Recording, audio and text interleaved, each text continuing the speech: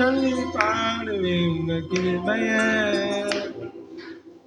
விவரிக்க முடியாத கிருபைய, என்ன சொல்லி பாடுவேன் உங்க கிருபைய, விவரிக்க முடியாத கிருபைய. அதுதான் கிருபை, அதுதான் கிருபை. நான் நினைத்ததை வைத்ததே, அதுதான் கிருபை, அதுதான் கிருபை. என் ஜீவியத்தை பாடலானதே.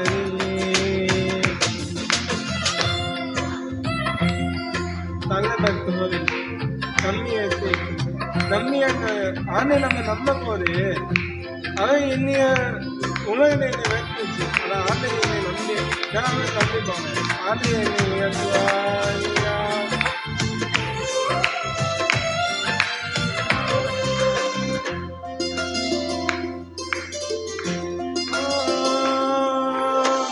நம்பியந்தோரை நம்பிய செய்தும், நம்பியந்தோரை நம்பிய செய்தும், நம்பியந்தோரை மனசாக உயிர்க்கும், நம்பியந்தோரை மனசாக உயிர்க்கும். அதுதான் கிருபை, அதுதான் கிருபை. நான் நினைத்ததையும் விலக்கி வைத்ததே, அதுதான் கிருபை, அதுதான் கிருபை. என் ஜீவியத்தை பாடலானதே.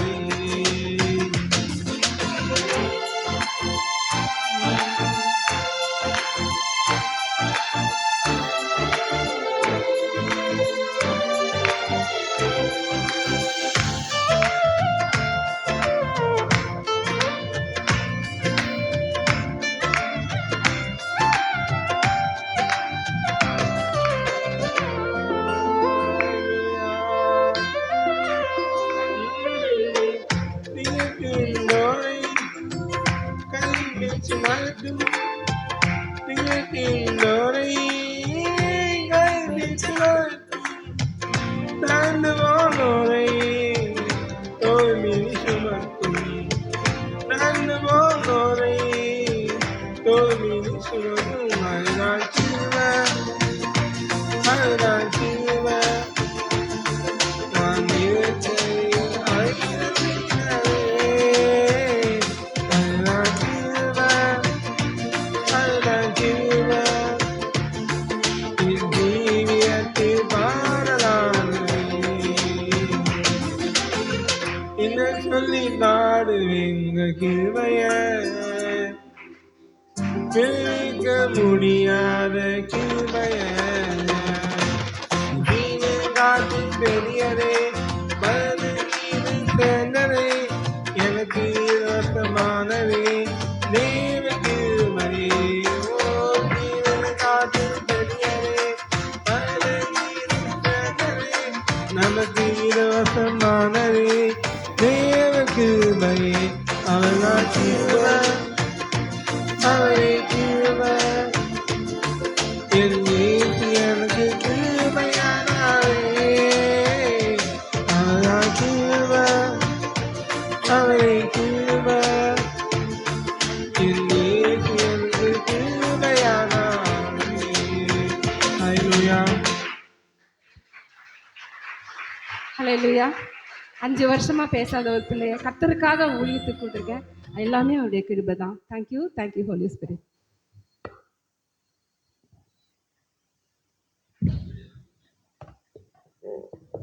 கர்த்தருடைய பரிசுத்த நாமம் மகிமை உண்டாவதாக.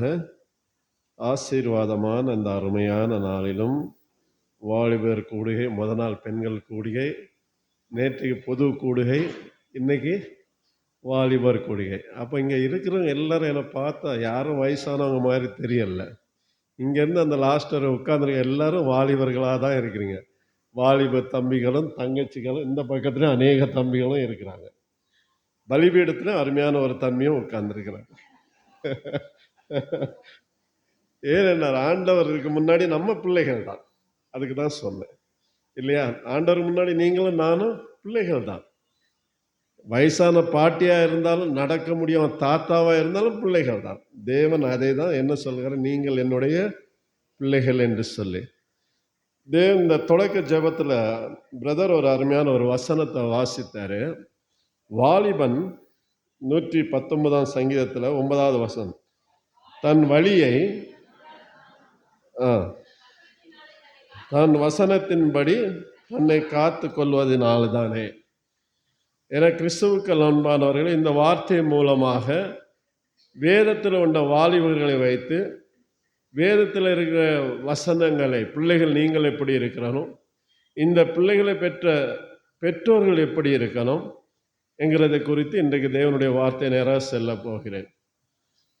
அனைவரும் தலைகளை தாழ்த்தி முழு இதயத்தோடு, முழு மனதோடு, முழு உள்ளத்தோடு, முழு பலத்தோடு வானத்தையும் பூமியை உண்டாக்கின அந்த ஆண்டவரை நோக்கி நாம் ஜெபிப்போம்.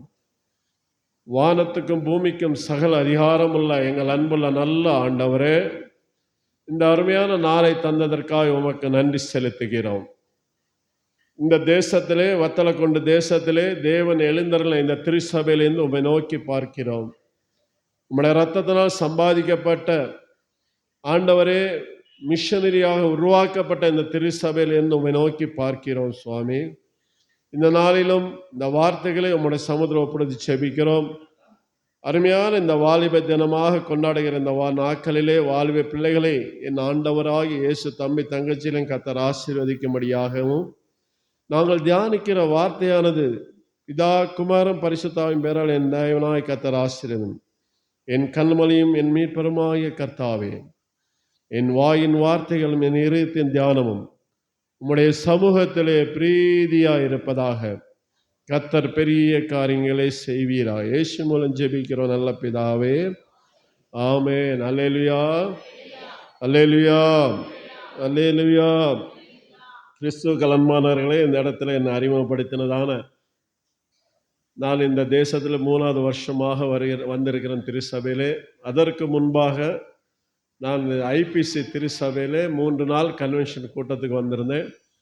அங்கே அறிமுகமான அருமையான சகோதரர், அவர் மூலமாக இந்த இடத்துல அறிமுகமாய் சேகர் ஃபேமிலி சவர் மூலமாக இந்த இடத்துல ஊழியத்துக்கு வரும்படி கர்த்தர் கிருபை செய்தார். அதே போல் அன்றைய தினத்திலே ஊழியக்காரர் எடுத்து பேசும் அவர்கள் வாய்ப்பினை தந்த அருமையான போதகர் ஐயா அவர்கள் வெளியே சென்றிருக்கிறார்கள்.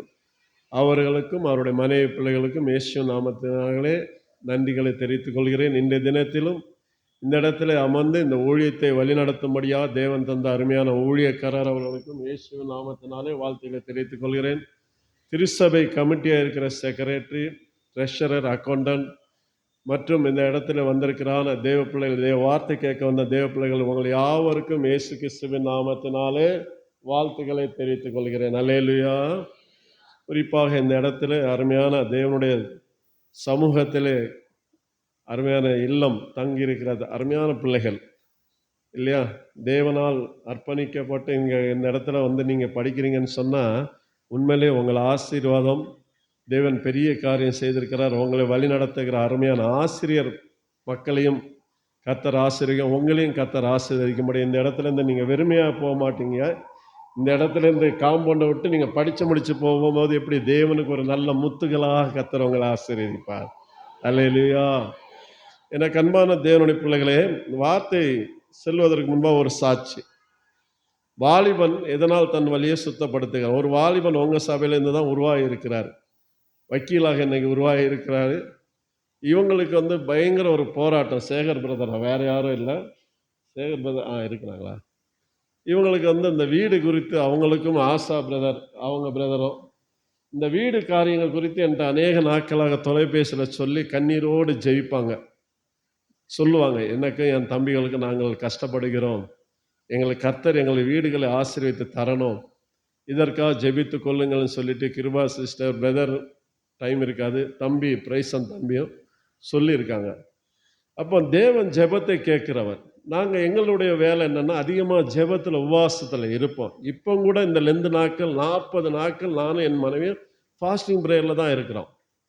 அப்போ இந்த ஜெபம் வந்து ஆண்டவர் சொல்லியிருக்கிறார், உபவாசத்திலே அன்றி என்ன செய்யாது, இவ்வகையான பிசாசு மாறாது. ஜெபம் இருக்கணும்.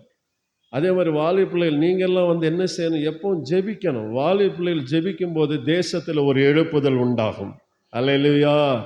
இது பிள்ளைகளாக நீங்கள் கற்றுக்கொள்ளணும். ஏன்னா என் பிள்ளைகள் அதான், இன்னைக்கு என் பெரிய பையன் டாக்டர், அவன் ஒரு ரெசிடென்ட் மெடிக்கல் ஆஃபீஸராக இருக்கிறான். இவன் சின்ன பையன், அவனும் சிஎஸ்ஐ பாஸ்டருக்கு தான் ஒப்பு கொடுத்துருக்கிறேன். அதனால் என்னுடைய பிள்ளைகள் தான். ஆனால் அவர்கள் தேவன் ஏதேன் தோட்டத்து வேலைக்காரர்களாக இருக்க வேண்டும் தான் என்னுடைய ஆசை. அப்படி தான் அவங்களை உருவாக்கி கொண்டு இருக்கிறேன். இன்றைக்கும் பெரிய மகன் கீபோர்டை எடுத்துகிட்டு வர்ஷிப் லீடராக ஒரு இடத்துக்கு போயிருக்கிறான். ஏசு விடுவிக்கிறார் ஊழியத்தில் அவன் அங்கம் வகித்தனால அவனுக்கு ஒரு ஊழியம். நேற்று வெள்ளி சனி ஞாயிறு நைட் டியூட்டி பார்ப்பான், காலையில் ஆராதனைக்கு ஓடிடுவான். நான் கேட்டேன், சோர்வு இல்லையா? இல்லை டேடி, எனக்கு சோர்வு தெரியலை, எனக்கு இன்னும் ஊழியம் வேணும்னு ஆண்டோட்ட கேட்டுட்டேன். டியூட்டி வேறு, பரலோக ராஜ்யத்துக்கு டியூட்டி வேறு அப்படின்னு சொல்லிட்டு முடியும். இன்றைக்கி அவங்களோட சாட்சியை பகிர்ந்து கொண்டு தேவனுடைய வார்த்தைக்கு நேராக செல்வோம். ஏன்னு சொல்ல, தேவன் இவர்கள் ஜெபித்தது மூலம் நன்மை. ஏன்னா எனக்கு அன்மா, நீங்கள் நிறைய பேர் இன்றைக்கி சாட்சி கொடுத்தா கண்டிப்பாக நமக்கு 3 நாள் வேணும் இல்லையா? அப்படி சாட்சிகளாக இருக்கிறோம் நாம் தேவனுக்கு முன்பாக. சாட்சிகள் நீங்கள் ஆண்டவர் சமூகத்தில் அறிக்கை செய்ய செய்ய ஆசீர்வாதம். அல்லேலூயா. இன்னைக்கு நாங்கள் செல்லும் இடமெல்லாம், என்னை சாயந்தர நேரம் பிரகாஷ் பதர் எழுப்புதல் கூட்டம், அவர் யாருன்னு எனக்கு தெரியாது, சம்பிரதர் மூலமாக தான் இன்னைக்கு எழுப்புதல் கூட்டத்தை வச்சிருக்கிறாரு. அது ஏதோ ஒரு என்னமோ பட்டின்னு சொன்னாங்க, பட்டி வீரம் பட்டி, அந்த அங்கே இன்னைக்கு வந்து எழுப்புதல் அவர் சொல்லியிருக்காரு. நான் ட்ரெயினில் வரும்போது பேசினார், நானும் எனக்கும் எழுப்புதல் தரிசனம் தான் சொன்னோம். சார் மாதம் மாதம் எழுப்புதல் கூட்டம் செய்யணும் பிரதர், நீங்கள் ரெடியான்னு கேட்ட ஒரு ப்ரொஃபஸர். பாருங்கள், படித்தவர்களை தேவன் பேதைகளை ஞானி ஆக்கியிருக்கார். நாங்களும் பேதைகளாக இருந்தோம் தான், படித்திருந்தாலும், ஆனால் ஞானிகளாக தேவன் உயர்த்தியிருக்கிறார். இந்த தினத்திலும் அந்த சாட்சியை நீங்கள் என்றைக்கு என் தேவன் சமூகத்தில் ஒப்புடுத்து ஜெபித்து கொள்ளுங்கள். சொல்ல முடியாதவர் இன்னைக்கு குடும்பமாக இவங்களை அழைப்போம். இவங்க இன்னைக்கு சாட்சி சொல்லணும். Kiruba sister, Sekar brother, Bryson இருக்காங்களா? வாங்க 3 பேர். என்ன வரமாட்டேங்கிறீங்க? ஆசிர் பிரதர் வாங்க. தேவன் உங்களுக்கு செய்த நன்மை நீங்கள் ஜனங்கள் தெரிந்து கொள்ளும்படியாக மாத்திரமல்ல, ஆண்டவர் மகிமை அடையணும். அல்லேலூயா. கரங்களை தட்டி சாட்சியை வரவேற்பு. அண்ணே மைக்கு கொடுங்கண்ணே. இருக்கா?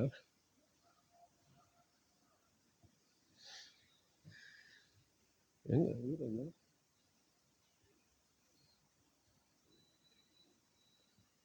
ஆசா அண்ணன் வந்து வெக்கப்படுறாங்க. அதாவது பிரதர் நேற்றுலேருந்து நீங்கள் சர்ச்சில் கட்டாயம் சாட்சி சொல்லணும்னு சொன்னாங்க. நான் சொன்னேன், ஏன்னா கடவுள் என்ன இந்த இடத்துல எவ்வளோ ஆசீர்வதிச்சிருக்கிறாரு சபையார் எல்லாத்துக்குமே தெரியும், அதனால் நான் திருப்பி சொல்ல வேண்டிய அவசியம் இல்லை அப்படின்னு சொன்னேன். எங்களுடைய வீடு கட்டுமானம் சுமார் 2 ஆண்டுகளாக நடந்துக்கிட்டு இருந்துச்சு. அது என்னென்னா, என்னோடய பிரதர் எங்கள் வீட்டில் இருந்தாங்க. ஏன்னா அவங்க வீடை கட்டி முடித்து அவங்க வீடு கிரகப்பிரவேசம் பண்ணால் தான் நான் என்னோடய வீடை பால் காய்க்க முடியும். இந்த மாதிரி ஒரு சூழ்நிலை இருந்தாலும் இதனால் ஒரு சிலருக்கு ஒருத்தருக்கு ஏன்னா வீட்டுக்குள்ளே இருக்கும்போதே நாங்கள் எங்களோட வீடு வேலையை பண்ணிக்கிட்டே இருக்க வேண்டியது இருந்துச்சு. ஒரு சில மன கஷ்டங்கள் எல்லாத்தையும் இறைவன் வந்து ஏற்ற நேரத்தில் சிறப்பாக எங்களுக்கு செய்து கொடுத்தார். இன்றைக்கி அதாவது சுமார் 50 லட்ச ரூபா செலவில் என்னோடய வீடை ரெனோவேஷன் ஒர்க் பண்ணுறதுக்கு கடவுள் கிருபை செய்தார். இந்த 50 லட்ச ரூபா எப்படி எனக்கு வந்துச்சுன்னு தெரியாது. மொத்தமாக நான் வாங்கலை, மொத்தமாக அந்த தொகை வரல, இருந்தாலும் வேலை நடந்துக்கிட்டே இருந்துச்சு. அந்த அதாவது 1 ரூபா கூட கடவுள் கடன் வாங்க வைக்கலை. யார்கிட்டையும் இது வரைக்கும் பேங்க்லேயோ தனியார்ட்டையோ யார்கிட்டையோ கடன் வாங்கி நான் அந்த வேலையை செய்யலை. அந்த வேலையை திருப்தியாக செஞ்சு முடிக்க கடவுள் கிருபை செய்தார். அதனால் கடவுளுக்கு இந்த இடத்துல மகிமையை தெரிவித்துக் கொள்கிறேன். கடவுளுடைய நாமம் மட்டும் மகிமைப்படட்டும். அதாவது வெறுங்கை முளம் போடுமா அப்படின்னு சொன்னால் நடக்காது. ஆனால் இறைவன் என்னோடய வாழ்க்கையில் செஞ்சார். 2008ஆம் ஆண்டில் சுமார் 25 லட்ச ரூபா கடன். என்னைய எல்லாருமே, அதாவது அந்த நேரத்தில் நான் ஃபோன் போட்டால் யார் ஃபோன் போட்டாலும் எடுக்க மாட்டேன். இன்றைக்கி வரைக்கும் வத்தலை உண்டில் அந்த பேரை என்னால் மாற்ற முடியல. என்ன காரணம்னா, அந்த இன்ட்ரெஸ்ட்டுக்காகவும் இதுக்காகவும் ஃபோன் போடுவாங்க. அப்போ என்னால் கொடுக்கறதுக்கு வழி இருக்காது. அதனால் ஃபோன் அட்டன் பண்ண மாட்டேன். அவங்க வேறு நம்பரில் கூப்பிடுவாங்க அப்படின்னு நினச்சிட்டு யார் ஃபோன் போட்டாலும் எடுக்க மாட்டேன். அதான் நம்பர், அதாவது ஸ்டோர் பண்ணி வச்சுருக்கிற நம்பர் மட்டும்தான் எடுப்பேன், வேறு நம்பர் எடுக்க மாட்டேன். அந்த அளவுக்கு அந்த என்னோட நிதி நிலைமை இருந்துச்சு. நான் வந்து பவர் சோப் டிஸ்ட்ரிபியூட்டராக இருக்கிறது நிறையா எல்லாத்துக்கும் தெரியும். அந்த சூழ்நிலையில் கடவுள் அந்த வருஷத்தில் என்னை 93லேருந்து பவர் சோப் டிஸ்ட்ரிபியூட்டராக இருக்கேன். என்கிட்ட இருந்து ஒரு குறிப்பிட்ட பிராண்ட்ஸை வந்து பிரித்து கொடுக்குறாங்க கம்பெனியிலேருந்து, என்கிட்ட இருந்து பாதியை வாங்கிடுறாங்க. அப்போ என்னோடய வருமானம் பாதி அளவுக்கு பாதிக்கப்படுது. அந்த நேரத்தில் நான் ரொம்ப ஆத்திரப்பட்டேன், ஆதங்கப்பட்டேன். இப்படி இந்த மாதிரி செஞ்சுட்டாங்களே, நம்மளோட வருமானத்தை இழக்க வச்சுட்டாங்களே அப்படின்னு சொல்லி ரொம்ப கவலைப்பட்டேன். ஆனால் கடவுள் வந்து ஒரு பெரிய திட்டத்தோடு அதை செஞ்சுருக்கிறார். அந்த வருமானம் பாதிக்கப்படும் போது தான் நான் என்னோட அந்த ரியல் எஸ்டேட் தொழிலுக்குள்ளே வர முடிஞ்சுது. என்கிட்ட இந்த தொழிலுக்கு வரும்போது என் கையில் அதான் சொன்னேன் 25 லட்ச ரூபா கடனோட தான் அந்த தொழிலுக்கு வந்தேன். ஆனால் ஒன்றுமே இல்லாத ஜீரோவில் ஆரம்பித்த என்னோட இந்த வாழ்க்கை இன்னைக்கு மிகப்பெரிய ஆசீர்வாதத்தோடு அநேகருக்கு ஆசீர்வாதமாக என் நிமித்தம் இந்த பட்டணத்தில் அநேகருக்கு என்னை ஆசீர்வாதமாக வைத்திருக்கிறார். நான் அவர்களுக்கும் ஆசீர்வாதமாக இருப்பதற்கு கடவுள் கிரியை செய்திருக்கிறார். இன்னைக்கு எவ்வளோ கடன் இருந்தோ அதுக்கு மத்தியில் அநேக சொத்துக்களை வாங்க நாங்களாக சொந்தமாக முதலீடு செய்து இந்த வியாபாரத்தை செய்ய கடவுள் எங்களுக்கு அபரிமிதமாக ஆசீர்வதித்திருக்கிறார். தேவாலயத்தை தேவனுக்கு நன்றியை செலுத்துகிறேன். அதாவது எனக்கு நான் சாட்சி சொல்கிறது கொஞ்சம் கஷ்டமையா அப்படின்னு சொன்னேன். ஏன்னா நான் எமோஷன் ஆயிடுவேன், அதனால் முடியாதுன்னு சொன்னேன். இருந்தாலும் ஐயா நீங்கள் கட்டாயம் சொல்லணும்னு சொல்லி கேட்டுக்கிட்டாங்க. அது இன்றைக்கி இந்த காலையில் இந்த அனுதின மன்னா சொன்ன வசனத்தை மாத்திரம் இப்போ அதில் ஒரு பாட்டு, அதை நான் பாடிட்டு போயிடணும் அப்படின்னு தான் நினச்சேன். இருந்தாலும் இந்த நேரத்தில் கடவுள் சாட்சி சொல்ல வைத்ததுக்கு தேவாதி தேவனுக்கு நன்றியை செலுத்துகிறேன். புழுதியிலிருந்து தூக்கி விடுவார், குப்பையிலிருந்து உயர்த்திடுவார். புழுதியிலிருந்து தூக்கி விடுவார், குப்பையிலிருந்து உயர்த்திடுவார். பிரபுக்களோடும் ராஜாக்களோடும் உட்கார செய்பவர் உனக்கு உண்டு. பிரபுக்களோடும் ராஜாக்களோடும் உட்கார செய்பவர் உனக்கு உண்டு. இஸ்ரவேலே கர்த்தரை நம்பு, கர்த்தரை நம்பு, கர்த்தரை நம்பு. இஸ்ரவேலே அவரும் துணையும் கேடகமானவர், அவரும் துணையும் கேடகமானவர். அக்கினியை நீ கடக்கும் போது, ஆறுகளை நீ மிதிக்கும் போது, அக்கினியை நீ கடக்கும் போது, ஆறுகளை நீ மிதிக்கும் போதும், அக்கினி அணுகாது, ஆறுகள் புரளாது, ஆண்டவர் உன்னோடு இருப்பதாலே. அக்கினி அணுகாது, ஆறுகள் புரளாது, ஆண்டவர் உன்னோடு இருப்பதாலே. இஸ்ரவேலே கர்த்தரை நம்பு, கர்த்தரை நம்பு, கர்த்தரை நம்பு. இஸ்ரவேலே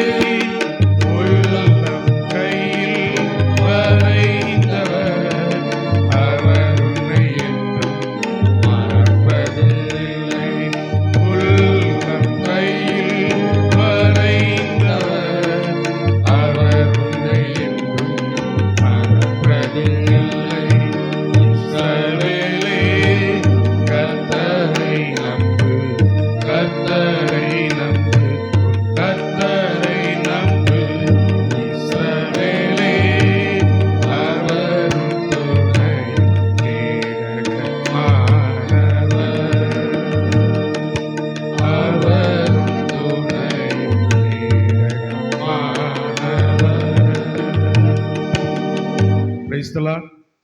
அல்லேலூயா. அல்லேலூயா, அல்லேலூயா. கிறிஸ்துவுக்கு அன்பானவர்களே, தேவனுடைய செய்திக்கு நேராக செல்வோம். அருமையான சாட்சி கேட்டீங்க. முதல்ல ஒரு சாட்சி கேட்டீங்க. பேசாமல் இருந்த பேச வைத்த ஆண்டவருக்காக இன்னைக்கு ஓடிக்கொண்டே இருக்கிறோம். உட்கார்ந்து சம்பாதிச்சா எவ்வளோ சம்பாதிக்கலாம்? ஒரு கைனிகாலஜிஸ்ட், ஜெனரல் ஃபிசிஷியன் உட்கார்ந்து சம்பாதிச்சா எவ்வளோ சம்பாதிக்கலாம்? ஒரு மாதத்துக்கு ஒரு 10 லட்சம் சம்பாதிக்கலாமா இல்லையா? சம்பாதிக்கலாம். 10 ஆத்மா சம்பாதிக்க முடியுமா? உடனே பதில் வந்துடுச்சு. ஒரு ஆத்மா ஒரு மாசம் சம்பாதிக்க முடியுமா? கோடிகள் சம்பாதிச்சாலும் தேவனுக்காக நாம் என்ன செய்தோம்? அல்லேலூயா. ஆனால் இங்கே வேதத்தில் பார்க்க வாலிப பிள்ளைகளை குறித்து பார்க்கிறோம். எனக்கு கிறிஸ்துவ கிளம்புவார்களே, எனக்கு சம்பாதிச்சதை விட இப்போ தான் ரொம்ப நல்லா இருக்கு, நிம்மதியாக இருக்கிறேன். இது பேஷண்ட்டு பார்க்க ஓடணும், உட்காரணும். இங்கே இன்னொரு தம்பி ரெடியாக இருக்காப்புல. ஆனால் ஒரு நாள் அவரும் என்ன மாதிரி வந்துடுவார்னு நினைக்கிறேன். அவரும் அவர் மனைவி பிள்ளை இப்படி தான் ஓட போகிறார் என்ன போல். நீங்கள் தான் சாட்சி கொடுக்க போகிறீங்க அவரை வச்சு. ஏன்னா ஆண்டவர் இனி டாக்டர்களையும் ஆசிரியர்களையும் இனி அடுத்த அரசியல்வாதிகளையும் கொண்டு வரணும். இதே போல் அவங்களும் ஓடணும், குடும்பம் இயேசுக்காக ஓடணும். தினத்திலும் தியானிப்போம் வசனத்தை. வாலிபனை குறித்து வேதத்தில் ஒரு மனிதரை குறித்து பார்ப்போம்.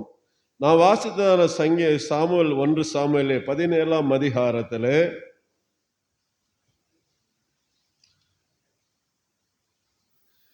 12ஆம் வசனம் வாசிப்போம்.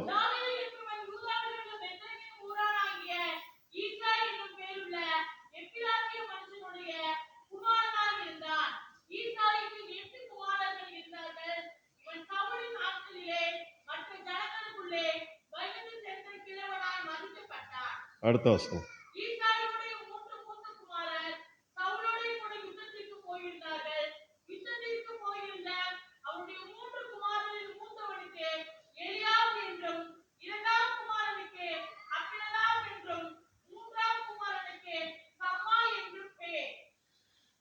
கிறிஸ்துவுக்குள் அன்பானவர்களே, இங்கே நாம் ஒரு வாலிபனை குறித்து அவனுடைய சரித்திரத்தை பார்க்கிறோம். அவனுடைய தகப்பனார் பேர் என்ன? தாவீது என்கிற ஒருவனை குறித்து நாம் பார்க்கிறோம். ஈசாய் என்னும் அடிமரத்தில் வேறு ஒன்றி ஏசாயா தீர்க்கதரிசி புஸ்தகத்தில் 22ஆம் அதிகாரத்தில் ஈசாயுடைய வம்சம், நம்மளுடைய தாவீதின் குமாரனே நம்ம கூப்பிடுறோம் பாருங்க இயேசுவை. அவர் ஈசாயுடைய அடிமரத்தில் வேரிலிருந்து உருவானதான்னு சொல்லிட்டு ஏசாயா தீர்க்கதரிசி புஸ்தகத்திலே நீங்கள் 22ஆவது அதிகாரம் எண்ணுகிறேன், அந்த இடத்துல நீங்கள் பார்க்கும் பொழுது அவருடைய சரித்திரம், இயேசு பிறந்த சரித்திரம், என்ன கோத்திரம், அவர் எந்த இதிலிருந்து வந்தாருங்கிறது அதில் அழகா 22ஆம் அதிகாரம் எண்ணுகிறேன், அதில் தெளிவாக சொல்லப்பட்டு இருக்கிறது. ஈசா என்னும் அடிமரத்தின் இருந்து பிறந்தாருன்னு சொல்லிட்டு 22 நினைக்கிறேன். அப்போ அந்த இடத்துல 22 இல்லை 11 இல்லையா? எந்த அதிகாரம் சிஸ்டர்? ஏசாயா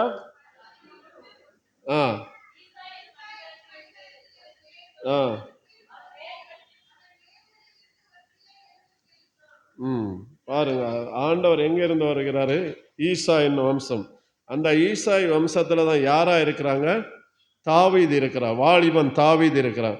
வாலிபன் தாவீதா இருக்கிறான். அவன் எத்தனாவது மகனாக காணப்படுகிற இந்த இடத்துல? எத்தனாவது மகன்? ஈசாயினோட 3 மூத்த குமாரர் சவுலோட யுத்தம் போயிருந்தார். அப்புறம் இவர் எத்தனாவது பிள்ளை? அப்ப அந்த கடைசி பிள்ளையை தான் கர்த்தர் தெரிந்து கொண்டே ஒரு வாலிபன். தேவ பிள்ளைகளை ஏன் ஆண்டவர் வாலிபனை நேசிக்கிறார் என்று சொன்னா, வாலிப நாட்களிலே அதான் அழகா சொன்னார், தேவனுக்கு இடம் கொடு. பிள்ளைகளாகிய நீங்கள் ஆண்டவருக்கு இருதயத்தில் நீங்கள் இடம் கொடுத்தீர்களானால் அந்த இருதயத்திலே இயேசு வாசம் செய்ய விரும்புகிறார். இயேசுவை என்னைக்கு ஏற்றுக்கொண்டோமோ, நாங்கள் ஏற்றுக்கொண்டு 2010 ஏற்றுக்கொண்டு 2012 வரைக்கும் நான் விசுவாசியாக தான் ஆண்டவர் சமூகத்தில் இருந்தேன், என்னுடைய வேலையும் பார்த்து கொண்டு இருந்தேன். 2012 வருஷத்துல ஆண்டவர் என்னை அழைக்கிறார். ஏசாயா தீர்க்கதரிசி புஸ்தகம் 61ஆம் அதிகாரத்து மூலமாக அழைக்கிறார். கர்த்தராக தேவனுடைய ஆவியானவர் என்மேல் இருக்கிறார், சிறுமைப்பட்டவர்களுக்கு என்ன செய்ய சுவிசேஷத்தை அறிக்க என்னை தெரிந்து கொண்டார் என்று சொல்லிட்டு, இந்த வார்த்தையானது எப்பொழுது எங்கே கொடுக்கப்பட்டதுன்னு சொன்னா, அப்போ ஒரு ஊழியக்காரர் என்னிடத்துல நாங்கள் இப்பவும் இன்னும் சொல்ல போனால் நான் பெரிய ஊழியக்காரனே இல்லை, சுவிசேஷ பிரசங்கியாக இருந்தாலும் நான் பெரிய ஊழியக்காரனே இல்லை. தேவனுக்கு முன்பாக நான் வேலைக்கார குடும்பம் தான். படித்திருந்திருக்கலாம், உயர்ந்திருக்கலாம், ஆனால் நமக்குள் ஒருவர் இருக்கிறார், அவர் பெரியவராக இருக்கிறார். அல்லேலூயா. அப்போ அன்னை நாட்கள் ஆண்டவர் இந்த அதிகாரம் ஒரு ஊழியக்காரர் சொன்னார், தேவனால் எப்படி அழைச்சிங்க பிரதர், என்ன வார்த்தை மூலமாக உங்களோடு பேசினார்ன்னு சொன்ன நேரத்தில் தான் ஏசாயா 61 அதிகாரம் ஆண்டவர் என்னோடு பேசினார்ன்னு சொன்னேன். அப்போ சுவிசேஷகராக தேவன் எங்களை அழைத்தாருன்னு சொன்னேன். அடுத்தது சொன்னாரு, அடுத்த நிமிஷம் அந்த ஊழியக்காரர் ஐயா சொல்றாங்க, பிரதர் இந்த வசனம் தான், இந்த அதிகாரம் தான் ஆண்டவர் முதலாக ஆலயத்திலே பிரசங்கித்தார் என்று சொல்லி. அல்லேலூயா. தேவன் தன்னுடைய பிள்ளைகளை ஊழியத்தில் அழைக்கிறார் சொன்ன முதலாவது அபிஷேகம் பண்ணுகிறார். அபிஷேகம் இருந்தால் தான் ஊழியம் செய்ய முடியும். அபிஷேகம் இருந்தால்தான் தேவனுடைய வல்லமை பெற்றுக்கொள்ள முடியும். மற்ற நாட்களில் நம்முடைய சபையில ஏன் குறைவாக காணப்படுகிறார், ஜனங்கள் குறைவாக காணப்படுகிறார்? காரணம் என்ன? முதலாவது வாலிப பிள்ளைகளிடத்தில் கர்த்தர் கணக்கு கேட்பார். அல்லேலூயா. வாலிப பிள்ளைகளே, நீங்கள் தேவனுடைய சமூகத்தை அதிகமாக துதிக்க வேண்டும், ஜெபிக்க வேண்டும். உங்களுக்கு கஷ்டங்கள், உங்கள் பெற்றோருடைய கவலைகளோ உங்கள் பெற்றோர்களுடைய கஷ்டங்களோ நீங்கள் பார்க்க கூடாது. தேவாலயத்திலே தேவனை நோக்கி இருக்க வேண்டும் என்று கர்த்தர் விரும்புகிறார். வாலிப பிள்ளைகள் ஜெபிக்கும் போது, அபிஷேகம் நிறையப்படும் போது கர்த்தர் உங்களை ஆசீர்வதிப்பார். ஏன்னு சொல்லியாச்சுன்னா, ஊழியத்திலே என் மகன் வாலிபர் கன்வென்ஷன் முகாமில் போய் கொண்டிருக்கிறான், பெரிய மகன். அதே போல சிறுவர் ஊழியத்தில் 2014 ஆண்டிலே 4 மாவடியிலே 2.5 லட்சம் பிள்ளைகளை வைத்து அவன் ஊழியம் செய்தான், தனிமையிலே இருந்து செய்தான். அது நான் பெருமைக்கு சொல்லிக் கொள்ளவில்லை, என் ஆண்டவருடைய மகிமையை படுத்துகிறேன். இந்த இடத்திலே இந்த வல்லமை ஏன் நம் திருச்சபைக்கு இல்லை? இந்த திருச்சபை மிஷனரிகளால் உருவாக்கப்பட்ட திருச்சபை. என்றைக்கு இந்த திருச்சபையில் என்னுடைய பேர் நீங்கள் இந்த ஆலயத்தில் இந்த 3வது வருஷம் அச்சிடப்பட்டதோ அன்றைக்கு முதல் என்னுடைய ஊழியம் ஆரம்பித்து விட்டது இந்த நாட்களிலே. அல்லேலூயா. தேவனுடைய ஊழியத்தை என்னைக்கு இங்கே ஐயர்வாள் என்னை கேட்டு பேர நோட்டீஸில் அடிச்சாங்க, அன்னைக்கு இருந்து என்னுடைய ஓட்டம் ஆரம்பிக்க தொடங்கியது. இந்த நிமிஷம் வர இன்னும் நாங்கள் ஓய்வெடுக்கவில்லை. 3 நாள் இங்கே ஊழியம் செய்துட்டோம், மறுநாள் வீட்டு சென்றுட்டோம், மறுபடியும் உட்கார்ந்து விடுவோம். தியானத்தில் உட்கார்ந்து நானும் என் மனைவி பிள்ளைகளும் ஜெபத்தை உட்கார்ந்துருவோம். அடுத்த வாரம் மறுபடியும் ஊழியம் பனக்குடி தேசத்திலே சிஎஸ்ஐ திருச்சபையிலே. ஒவ்வொரு வாலியும் தேவனுடைய சிலுவை சுமக்கும்படியாக காணப்படுகிற காரியம் என்ன? என்னுடைய பிள்ளைகள் ஜெபித்துக் கொண்டிருக்கிறார்கள். வாலிபர்கள் ஜெபிக்க வேண்டும், எழும்ப வேண்டும். உங்களை கொண்டு கர்த்தர் தீர்க்கதரிசியாக கர்த்தர் மாற்றுவார். பெற்றோர்களுக்கு வார்த்தை கீழ்ப்படிந்தவர்களாக, பெற்றோருடைய வார்த்தைகளுக்கு வேத வார்த்தை கீழ்ப்படிந்தவர்களாக இருக்கப்படும் போது சபை நிரம்பி வழியும், ஒரு வல்லமை இறங்கும். அல்லேலூயா. வல்லமை தேசத்தில் இறங்குகிறது என்று சொன்னால், ஏன் சபையில தேசத்தில் வல்லமை இல்லை என்றால், ஏன் சபையில் அந்த வல்லமை இல்லை? வல்லமை இல்லாத காரணம் ஜெபம் இல்லை, ஒரு முழு மனம் இல்லை, முழு உள்ளம் இல்லை. நீங்கள் உங்களுக்குள்ளாக காணப்படும் போது, நீங்கள் ஜெபிக்கும் போது ஒரு வல்லமை இறங்கும். உங்கள் மேல் பரிசுத்த ஆவியானவர் அபிஷேகத்தினால் இறங்குவார். தேவ பிள்ளைகளே, இன்னைக்கு மருத்துவராக நான் இருப்பதை விட, எம்டி என்று சொல்லிடுவதை விட எம்டியாக தான் தேவனுக்கு முன்பாக இருக்கிறேன் வேத வார்த்தையிலே. ஏனென்றால் ஆவியானவர் எங்களை அபிஷேகத்தில் நிரப்புகிறார். இன்னைக்கு செல்லுகிறோம், ஜெபிக்கிறோம், நடக்கிறது என்று சொன்னால் ஸ்ரீனிவாசர் ஐயர் ஜெபிப்பதனால் நடக்காது. எனக்குள் இருக்கிற இயேசு நினைத்தாதான் நடக்கும். இன்னைக்கு நீங்கள் ஜெபித்தா நடக்கிறது உங்களால் நடக்கிற காரியம் அல்ல.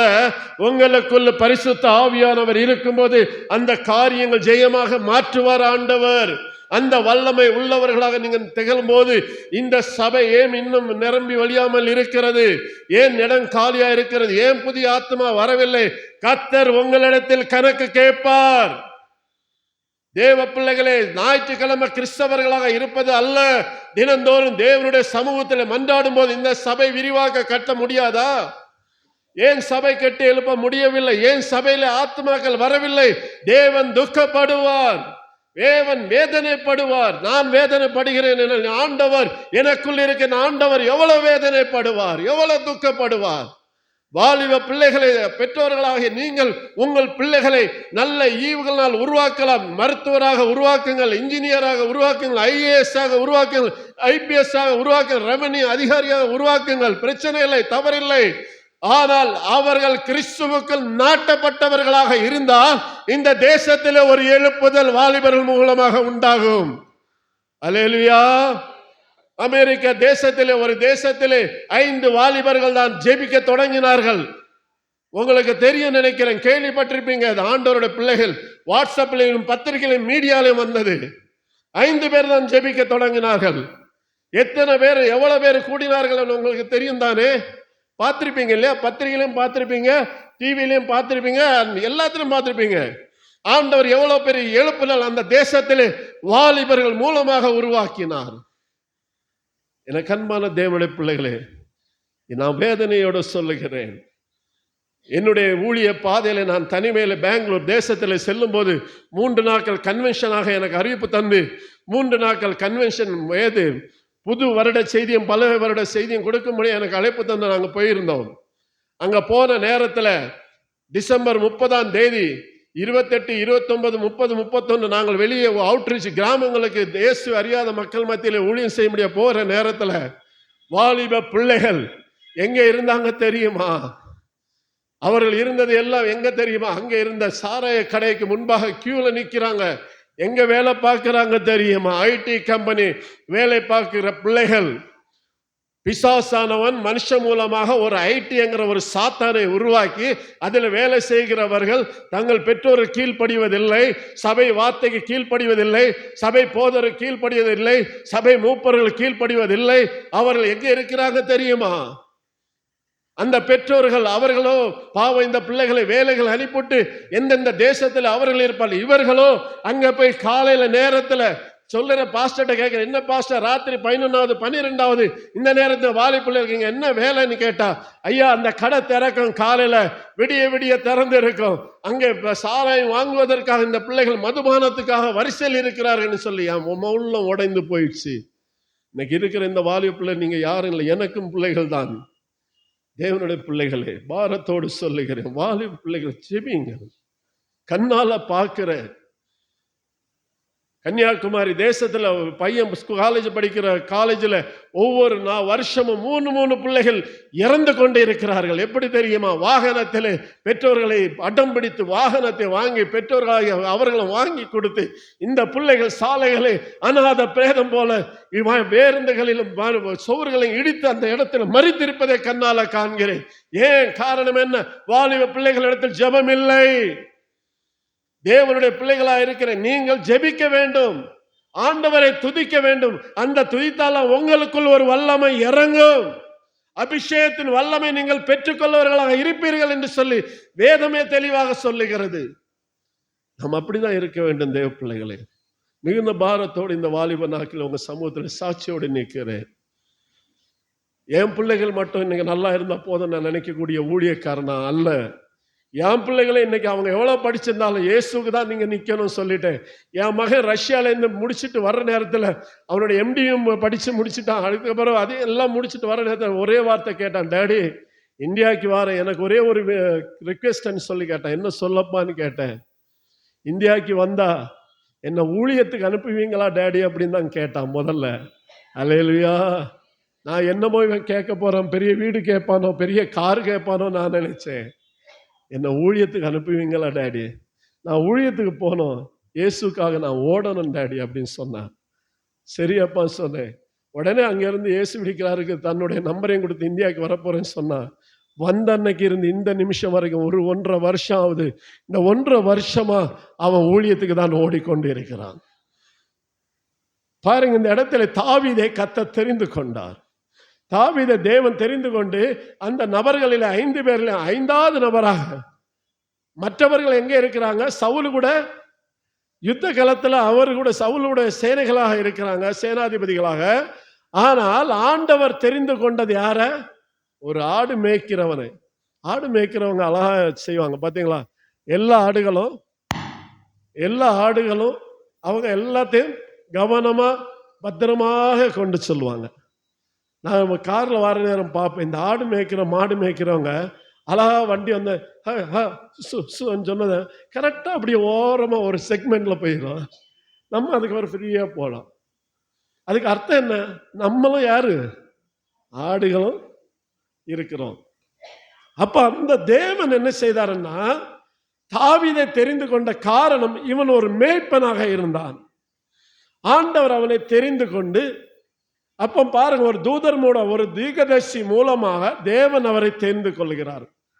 அழைத்து, அந்த அதிகாரம் முழுவதும் நீங்க பார்த்தீங்கன்னா தெளிவாக நீங்க பார்க்கலாம். தேவன் அவரை அழைத்து, இந்த மனிதன் தீர்க்கதரிசி மூலமாக அழைத்து அவனை அபிஷேகம் செய்கிறார். எனக்கு அன்பான தேவனுடைய பிள்ளைகளே, ஆண்டவர் நேரே வந்து எந்த காரியத்தையும் செய்ய மாட்டார். ஆனா சொப்பன மூலமா, வார்த்தை மூலமாக தேவன் வெளிப்படுவார். தூதர்கள் மூலமாக தேவன் உங்களோடு பேசுவார். இதுதான் நம்ம தெரிந்து கொள்ளணும். சில நேரத்தில் அவருடைய சத்தத்தை கேட்கணும். அப்போ தாவீதை தெரிந்து கொண்ட ஆண்டவர் அவன் என்ன செய்தார்? ராஜாவாக என்ன செய்தார்? உயர்த்தினார். காரணம் என்ன செய்ய தெரியுமா? வாலிபனா இருக்கிற அவன் இயேசுக்குள்ளாக இருந்தான். இயேசுவை அவன் பின்பற்றி சென்றான். தேவ வார்த்தைகள் பின்பற்றி சென்றதால் வாலிபனாக இருந்த தாவீதை கர்த்தர் சிங்காசனத்திலே அமர செய்தார். அல்லேலூயா. இன்னைக்கு இந்த இடத்துல திருச்சபையில வாலிப பிள்ளைகள் கர்த்தருக்காக நீங்க செய்யணும். காலை நேரத்தில் ஞாயிற்றுக்கிழமை ஆனா வாலிப பிள்ளைகள் நேரத்தை வரணும் சபைகளுக்கு. வந்து சபை நீங்க தான் சுத்தம் பண்ணணும். ஒரு ஒட்டரை கூட இருக்கக்கூடாது, மேல கீழே ஒரு தூசி கூட இருக்கக்கூடாது. நீட்டா மாவு போட்டு நீங்க சுத்தம் பண்ணுங்க. உன் இருதயங்களை கர்த்தர் சுத்தம் செய்வார். இன்னைக்கு அதுதான் நாங்க செய்தோம். இந்த இடத்துல வந்து நிக்கிறேன்னு சொன்னா, எங்க சபையை, தூத்துக்குடியில் இருக்க எங்க சபையை சென்னையில இருந்து வந்து நானும் என் மனைவியும் 2 மகன்களும் சுத்தம் செய்வோம். எங்க வர சுத்தம் செய்ய? சபை மட்டுமல்ல, நம்ம சபை சுத்தம் பண்ணி வாலிப பிள்ளைகள் கொஞ்சம் சந்தோஷமா இருக்கும் இல்லையா? சபை மட்டுமல்ல, ரெஸ்ட் ரூம் வரைக்கும், ஆண்கள் ரெஸ்ட் ரூம், நானும் என் 2 மகன்களும் என் மனைவி பெண்கள் ரெஸ்ட் ரூம் எல்லாத்தையும் சுத்தம் செய்வேன். ஏன் தெரியுமா? ஆலயம் என்கிறது தேவன் வாசம் செய்கிற ஸ்தலம். அந்த ஸ்தலம் சுத்தமாக இருந்தால் தான் நம்ம வீடு சுத்தமாக இருக்கும், நம்ம குடும்பம் சுத்தமாக இருக்கும், நம்முடைய இருதயம் சுத்தமாக இருக்கும். அந்த இருதயம் சுத்தமாக இருந்தால் தான் அந்த இடத்துல தேவன் வாசம் செய்வார். எனக்கு அன்பான தேவனுடைய பிள்ளை, நீங்கள் அப்படி இருக்கணும். தேவனுடைய ஆலயத்தில் நீங்கள் எப்போ நாட்டப்பட்டவர்களா நீங்க இருக்கும்போது நீங்களே செய்து பாருங்க. பிராக்டிகலா கர்த்தர் உங்களை கொண்டு பெரிய காரியங்களை செய்வார். தேவனுக்காக ஒரு சொம்பு கலசம் தண்ணீர் தந்தால் கூட என்ன செய்து சொல்லுகிறது வேதம்? ஆசீர்வதிக்கப்படும் என்று சொல்லி. அப்ப ஆலயத்தை நீங்கள் சுத்தம் செய்வதனால் நீங்கள் குறைந்து போவதில்லை, உங்களை கர்த்தர் உயர்த்துவார். வாலிப தாவீது தேவனுக்குள்ளாக இருந்தபடியால் தான் இயேசு அவனை ராஜாவாக உயர்த்தினார் என்று சொல்லி பார்க்கிறோம். 2வது காரியத்தை நீங்கள் பார்க்கும்போது இன்னொரு நபரை குறித்து பார்ப்போம். அவர் யாருன்னு சொல்லியாச்சுன்னா பாருங்க, யோசேப்பை குறித்து பார்க்கும்பொழுது 37ஆம் அதிகாரத்துல, ஆதியாகமம் 37ஆம் அதிகாரம், அவன் அநேகர் மத்தியிலே, அவன் யாரு, எத்தனை பிள்ளைகள்? அவர் யாக்கோபுடைய வம்சத்துல நீங்க பார்க்க எத்தனை பேர்ன்னு சொன்னா 12 பேர். யாக்கோபு குமாரர்கள் 12 பேர். எங்க சொல்லப்படுகிறதுன்னு சொன்னா 35ஆம் அதிகாரத்தில் சொல்லப்படுகிறது. 35 ஆதியாகமம் 35ல 23 முதல் 26 வரைக்கும் வசனத்துல பார்க்கும்போது 12 குமாரர்கள ஒருவனாக யோசேப்பு திகழப்பட்டான். யோசேப்பின் கர்த்தர் தெரிந்து கொண்டார். எப்படி தெரிந்து கொண்டார்னா, தேவனுக்கு முன்பாக அவன் பரிசுத்தம் உள்ளவன், அவன் உண்மை உள்ளவனாக காணப்பட்டான். அது மாத்திரமல்ல, அவனுக்கு வந்து ஒரு பேர் கொடுத்திருக்கு. என்னன்னு சொல்லியாச்சான மேன் ஆஃப் விஷன். தமிழ் என்ன சொல்லுவோம்? சொப்பனக்காரன். அவன் ஒரு சொப்பனக்காரன். அவன் சொப்பனம் பார்த்தாச்சன்னா அந்த சொப்பனத்துக்கு விளக்கங்களை சொல்வது மாத்திரமல்ல, அதன்படி நடக்கும் என்கிறதே வேதம் தெளிவாக சொல்லுகிறது. இவன் சொப்பனத்தை காண்பதனால் அந்த குடும்பத்திலே, அந்த பிள்ளைகள் சகோதரர் மத்தியிலே இவன் வெறுப்படைய காணப்பட்ட. மற்ற சகோதரர்கள் இவங்க என்ன செய்தாங்க? வெறுப்படைந்தாங்க. ஒருவேளை நாம நினைப்போம், தம்பி தங்கச்சி உங்களுக்கு நல்ல ஒரு வசனம் வருது பாருங்களா, இந்த மாசம் இந்த வருஷம் உங்களுக்கு நல்ல ஒரு வசனம் வாக்குத்தத்தம் ஆண்டவர் தந்தார். நான் உன்னை ஆசீர்வதித்து உன்னை பெருக பண்ணுவேன்னு சொன்னா 1000 தடவை அந்த காடை என்ன செய்வோம்? முத்தம் கொடுப்போம், சோத்திரம் சொல்லுவோம். நீ ஆசீர்வாதமா இருப்பான்னு ஒரு வசனம் கிடைச்சிச்சன்னா அதுக்கும் நம்ம என்ன செய்வோம்? தோத்திரம் சொல்லுவோம், முத்தம் கொடுப்போம். ஆனா அந்தபடி உடனே நடக்குமா? நடக்காது, நிச்சயமா நடக்காது. தேவன் என்ன செய்வார் தெரியுமா? ஒரு மண்ணை எப்படி பிசைந்து ஒரு பாத்திரம் உருவாக்க கொண்டு வரார்களோ, அந்த யோபுவை எப்படி புடமிட்டு கொண்டு வந்தாரோ அதே போல நம்மளையும் புடமிடுவார். கிறிஸ்தவ வாழ்க்கைக்குள்ளாக வந்ததும் சுவிசேஷகராக தெரிந்து கொண்டது என்னுடைய உடம்பு ஊழியக்காரர் சொன்ன முதல் காரியம், பிரதர் இனிமேல் தான் உங்களுக்கு உபத்திரம் ஆரம்பம்னு சொன்னாரு. எனக்கு தெரியல ஏன் இப்படி சொல்லாரு. தேவன் அருமையான வாக்கு தத்தத்தை மூலமாக அழைச்சாரு, இவர் என்ன இப்படி சாபம் போடுறாருன்னு நினைச்சேன். அவர் சாபம் போடல, உண்மையை சொன்னாரு. இனிதான் ஏன் உங்களுக்கு உபத்திரம், ஊழியத்துக்கு புறப்பட்டுட்டீங்களா, சிலுவை சுமந்துட்டீங்களா, இல்ல இயேசு சிலுவை சுமந்தார், இல்ல நீங்களும் சுமந்தாச்சல், இனிமேல் தான் உங்களுக்கு கஷ்டகாலம் ஆரம்பம்னு சொன்னார். ஆனா உண்மையிலே நான் புரிந்து கொள்ளல. நானும் என் மனைவியும் பிள்ளைகளும் அனுபவிச்ச பிறகு அம்மா இது சாதாரண கஷ்டம் இல்லை. ஆண்டவர் நல்ல வாக்குத்தத்தம் முதலே தந்தாரு. நான் உனக்கு முன்னே போய் கோணலானவர்களை செவ்வையக, அப்பா கோணலான இப்போ ஹிந்துல இருந்து எல்லாத்தையும் செவ்வையாக ஆண்டவர் இங்க வந்து அதுதான் தந்தார், நமக்கு செவ்வை ஆகுதுன்னு நினைச்சேன். செவ்வை எங்க, இன்னும் பள்ளம் குழியும் ஏற்றம் இறக்கமா தான் இருந்துட்டே இருக்கு. ஆனாலும் இயேசு உங்களை கைவிட மாட்டார். அல்லேலூயா.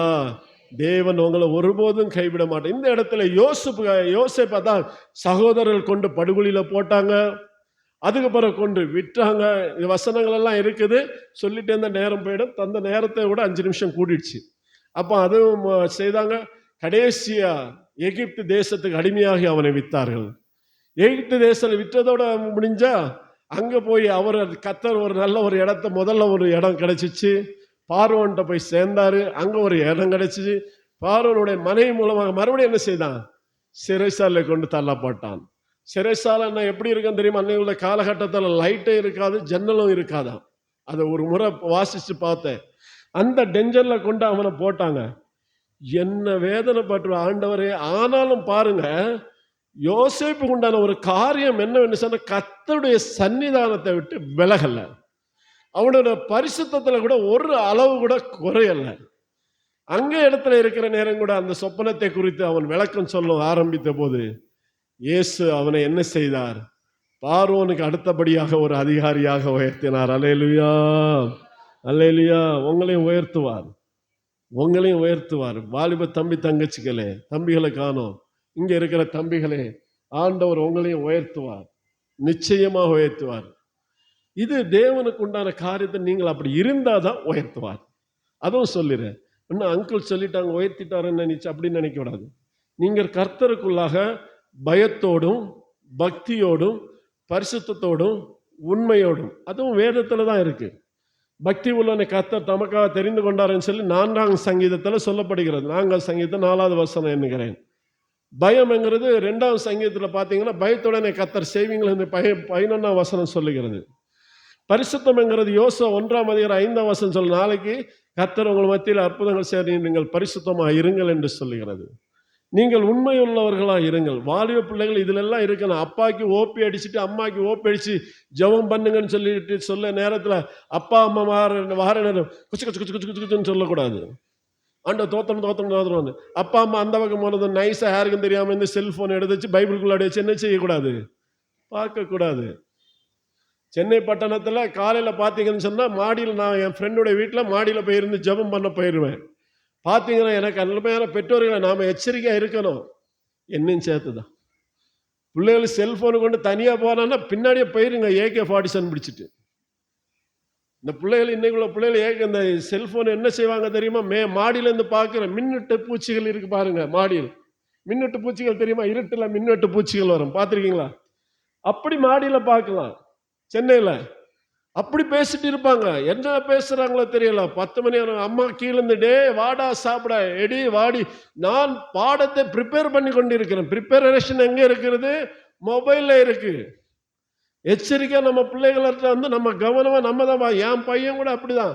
இவனுக்கு லெசன்ஸ் வர்றான், சின்னவனுக்கு காலேஜ்லேருந்து லெசன்ஸ் வந்து பார்க்க நேரத்தில் நான் என்ன செய்வேன், இவனுக்கு தெரியாமல் நான் இருந்து பார்ப்பேன் இவன் என்ன பார்க்குறான்னு சொல்லிட்டு. ஒரு நிமிஷம் ஸ்வைப் பண்ணாலும் அடுத்த நிமிஷம் செல்ல பிடுங்கிடுவேன். நீ பாடம் தான் கவனிக்கணும், வேற எதுவும் பார்க்கக்கூடாது.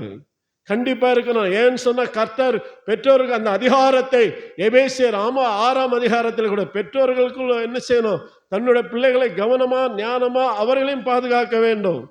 பிள்ளைகளாக நீங்கள் உங்கள் பெற்றோர்களை கனம் செய்ய வேண்டும். உங்க அப்பா அம்மாவுக்கு நீங்க என்ன செய்யணும், அன்பு செலுத்தணும். அப்பா அம்மா சொன்னா நம்ம என்ன செய்யக்கூடாது? எதிர்த்து பேசணும்.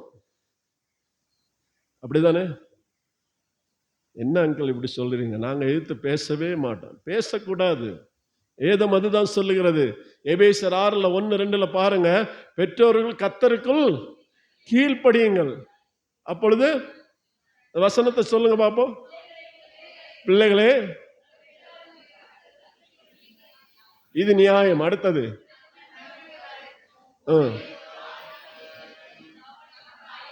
பைபிள் இல்லையா? பைபிள் இல்லையா? கொண்டு வரலையா? பைபிள் கொண்டு வரலையா? ஹாஸ்டல் இருக்குங்களா? பைபிள் இருக்கா? ஹாஸ்டல் இல்லையா? பரிசுத்த வேதாமத்தை கையில் வாலிப பிள்ளைகள் வச்சிருக்காங்க. சரியா? என் வாயை பார்த்து என்ன செய்ய போறீங்க? வேதம் சொல்லும் போது உடனே வசனத்தை பார்க்கணும். பிள்ளைகள் நீங்கள் வசனத்துக்கு உட்பட்டவர்களாக இருக்கணும். 1 போதும் சொல்லிட்டா, 2 கொடுக்கண்டா. அப்போ தேவனுக்குள்ள கீழ்ப்படியுங்கள். வேதம் அதான் 3வது காரியம் என்ன சொன்ன, பிள்ளைகளாக நீங்கள் உங்கள் பெற்றோர் கர்த்தருக்குள் கீழ்ப்படிய நேரம் உங்க ஆயுசு நாட்கள் எப்படி இருக்கும்? நீடித்து இருக்கும். ஏன்னா உங்களுக்கு ஒன்னு அலையிறது யாரு தெரியுமா? உங்க அப்பா அம்மா தான் முதல்ல அழுவாங்க. இன்னைக்கு நான் சில நேரம் என் அம்மா கடைசியில் இறந்து போற முன்னாடி அழுதாங்க. எப்படி தெரியுமா? டேய் மோசி லாசரஸுக்கு ஜெபத்தை ஒருக்கா போடுடா, நான் கேட்கணும்டான்னு சொல்லி கேட்டு அழுதாங்க. ஏன்னா மோசி லாசஸ் அந்தனுடைய ஜெபம் நல்லா விரும்பி கேட்பாங்க. நான் பாவியா இருந்தேன். என் அம்மா உயிரோடு இருக்க நேரம் ஒருக்கா சொன்னாங்க, நம்ம பிராமின் தாண்டா, பிரச்சனை இல்லை, தம்பியும் இந்துலேருந்து தான் ரசிக்கப்பட்டாரு, என்ன ஒருக்கா 4 மாவடிக்கு கூட்டிட்டு போடா அப்படின்னு கேட்டாங்க. நான் கூட்டிட்டு போக முடியாதுன்னு சொன்னேன். நான் அதுக்கு எதிரானவன். இங்க அந்த சத்தமே கேட்கக்கூடாது. நான் RSSகாரன். எந்நாட்டுடைய சிவனை போற்றி தென்னாட்டோட இறைவா போற்றின்னு சொல்லி சிவனை கும்பிடுங்க அப்படின்னு சொன்னேன். அது கூட யாரு? அந்த சிவன் கூட அன்புடையவர் என்று தான் வேதம் சொல்லுகிறது. அப்போ உடனே அப்படி சொன்னதுக்கு அம்மா அழுதாங்க. ஆனா கடைசி நேரத்துல சுயநினைவு இழந்துட்டாங்க. ஜெயசீரன் ஹாஸ்பிட்டல் சீரியஸா இருந்தாங்க. சுயநினைவு இழந்திருக்கிற நேரத்துல தான் அம்மா கேட்டாங்களே, இந்த மெசேஜை கேட்க வைப்போம்னு சொல்லிட்டு அன்னைக்கு இருந்த டேப் ரிகார்டில் அந்த கேசட்டை போட்டு, அந்த டப்பா கேசட் வரும் பார்த்தீங்களா, அந்த கேசட்டை போட்டு ஹெட்ஃபோன் வச்சு அம்மாவுக்கு காதில் வச்சுட்டு கேட்கதான். அம்மா அப்படி டக்குன்னு ஒரு உணர்வு வந்த மாதிரி இருந்தாங்க. ஒரு ஸ்பீக்கர் மறுபடியும் 2 ஹெட்ஃபோனை எடுத்துட்டு, அம்மா கேட்குதா அம்மா அப்படின்னு கேட்டேன். அம்மா கேட்குதுன்னு சொல்லிட்டு கண்ணில் இந்த கண்ணீர் வருவதை கண்டேன். அப்படியே இருந்து கேட்டுட்டு கடைசி நேரத்தில் ஆண்டவரோட சுவிசேஷத்தை கேட்டு என் அம்மா மரித்து போனாங்க. ஆனா இன்னைக்கு அந்த வேதனை எனக்கு இருக்குது. பிள்ளைகளே, உங்கள் பெற்றோர் மனம் புண்ணுறும்படியாக நீங்க தயவு செய்து வாழாதீங்க. வாலிப தம்பி தங்கச்சிகளே, உங்க அப்பா அம்மா எதுக்கு அனுப்பியிருக்காங்க தெரியுமா? இந்த ஊர்ல இதான் இந்த சின்ன பையன் 5 வருஷமா பேசாம இருந்த நானும் என் மனைவியும் பட்ட வேதனை என்ன தெரியுமா? நாளைக்கு இவங்க எப்படி எங்களை பார்ப்பாங்களோ எனக்கு தெரியாது. ஆனா இவர்களை நம்பி நான் வாழவில்லை. கல்யாணம் பண்ணி வச்சாலும் 2 பேரும் தனி வீடு ஆக்கிடுவேன். கிட்டே உட்கார வைக்க மாட்டேன். நானும் என் மனைவியும் ஃப்ரீயா இருக்கணும். வேதமே அதுதான் சொல்லுகிறது. பிள்ளைகளை என்ன செய்யணும்? ஆம்பளை பிள்ளை கல்யாணம் ஆயிடுச்சுன்னா ஓரம் வச்சிருங்க, பக்கத்தில் வைக்காதுங்க. ஏன்னா அவங்க நல்லவங்க, நாளைக்கு வர்றது எப்படின்னு தெரியாது. எனக்கும் அப்படி 2 எண்ணம் இருக்குது இல்லையா? நம்ம தான் எச்சரிக்கையா இருக்கணும். அதனால பிள்ளைகளை உங்கள் பெற்றோர் கர்த்தருக்குள் தயவு செய்து நீங்க கீழ்ப்படிங்க. இங்க இருக்கிற வாலிப தம்பி தங்கச்சிகள் அதுதான் நான் சொல்ல முடியும். குழந்தைகள் இல்லாம தவிக்க எத்தனை தாய்மார்கள் இருக்கிறாங்க தெரியுமா? எவ்வளவு வேதனைப்படுறாங்க தெரியும். நேற்று கூட ஒரு சிஸ்டர் சொன்னாங்க, எத்தனை வேதனை அவங்க படுறாங்க தெரியும். எவ்வளவு இன்னல்களுக்கு இந்த உலகத்துக்கு ஆளாயிட்டு இருக்காங்க தெரியுமா? இந்த 3 காரியங்களில் இந்த வாலிபன் ஒருவன், முதலாவது நாம் பார்த்த தாவீதை போல வாழுங்கள், அபிஷேகம் பண்ணப்பட்டவர்களாக வாழுங்க. 2வது யோசேப்பை போல பரிசுத்தம் உள்ளவர்களாக வாழுங்கள். பரிசுத்தம் இல்லாமல் ஒருவனும் தேவனை தரிசிக்க முடியாது. 3வதாக பெற்றோர் கீழ்ப்படிந்தவர்களாக வாலிப தம்பி தங்கள் வாழுங்கள். பெற்றோர்களாகிய உங்களுக்கு சொல்லுகிற ஒரே காரியம், அதே எபேசியர் புஸ்தகத்தில் 6ஆம் அதிகாரத்தை திருப்பிக் கொள்வோம். அதுல பெற்றோர்களுக்கு ஆண்டவர் என்ன சொல்லியிருக்காரு பாருங்க. பிதாக்களே, நீங்களும் உங்கள் பிள்ளைகளை கோபப்படுத்தாமல் கர்த்தருக்கேற்ற சிக்ஷையில, நல்லா புரிஞ்சுங்க பெற்றோர்கள், நாம தெரிஞ்சிட வேண்டியது கர்த்தருக்கேற்ற சிக்ஷையில, ஆண்டோட வசனத்துக்கு ஏற்றவாறு நம்ம பிள்ளைகளை என்ன செய்யணும்? நம் நற்பண்பு உள்ளவர்களாக அவர்களை வளர்க்கணும். இது உங்கள் மேல் விழுந்த தலையாரி கடமை, என் மேல் விழுந்த தலையாரி கடமை. அப்படி நம்ம பிள்ளைகளை உருவாக்கினாதான் ஆண்டவர் அதை என் பிள்ளைகளை அவர்கள் நன்றாக கொண்டு வருகிறார்கள் சொல்லி தேவன் சந்தோஷப்படுவார். இது பெற்றோர்களுக்கு உண்டான வேலை. அதே மாதிரி வேலைக்காரரே, நீங்கள் உங்கள் வேலை செய்கிற எஜமானனுக்கு உண்மை உள்ளவர்களாக இருங்கள். இந்த வேலைக்காரர்கள் எஜமானனுக்கு பொய்யர்களாக இருப்பார்கள், உண்மை உள்ளவர்களாக இருங்கள் என்று வேதம் சொல்லுகிறது. ஒவ்வொரு காரியம் அதிகாரம் எனக்கெல்லாம் வசனம் சொல்ல தந்தாங்கன்னா அது இந்த சபையில் 1.5 மணி நேரம் தந்தாதான் தெளிவுபடுத்த முடியும் வசனங்கள் மூலமாக. 40 நிமிஷம் 20 நிமிஷம் அதான் இன்னும் சொல்லியிருக்கேன். கூடி சீக்கிரம் நானே உங்க கூட செலவு செய்து ஒரு கன்வென்ஷன் போட்டுடலாம் மீட்டிங்ல. ஏன்னா தேவனுக்குள்ளாக இந்த வசனங்கள் கிரிய செய்யணும். நானே வழியும் சத்தியமும் ஜீவனும் சொல்லிட்டு ஆண்டவர் யோவான் 6ஆம் அதிகாரத்தில் 6வது வசனத்துல இருக்கிறார். அந்த வசனம் தான் கிரிய செய்யும். சத்தியம் அறிவீர்கள், சத்தியம் உங்களை விடுதலை ஆக்கும். வாலிப தம்பிகளை தங்கச்சிகளை, நீங்கள் சத்தியத்துக்குள் நடவுங்கள், சத்தியம் உங்களை ஆசீர்வதிக்கும், சத்தியம் உங்களை விடுதலை ஆக்கும். இந்த தினத்திலும் தேவனுக்குள்ளாக வந்தவங்களை யாவரையும் இயேசு நாமத்தினாலே வாழ்த்துகிறேன். ஹல்லேலூயா. அனைவரும் எழுந்திருச்சு நிற்போம். அப்படியா? சரி, என்னுடைய சாட்சி லைட்டா பிரதர் சொல்றாங்க. இன்னைக்கு சாப்பாடு மத்தியானம் உங்களுக்கு இங்க கண்டிப்பா உண்டு. கமிட்டி ரெடி, அடுத்த சாப்பாடு ரெடி பண்ணியாச்சு. ஐயர்வாலும் பசியா இருப்பாங்க பாவம். சரி, என்னுடைய சாட்சி சொல்லும்போது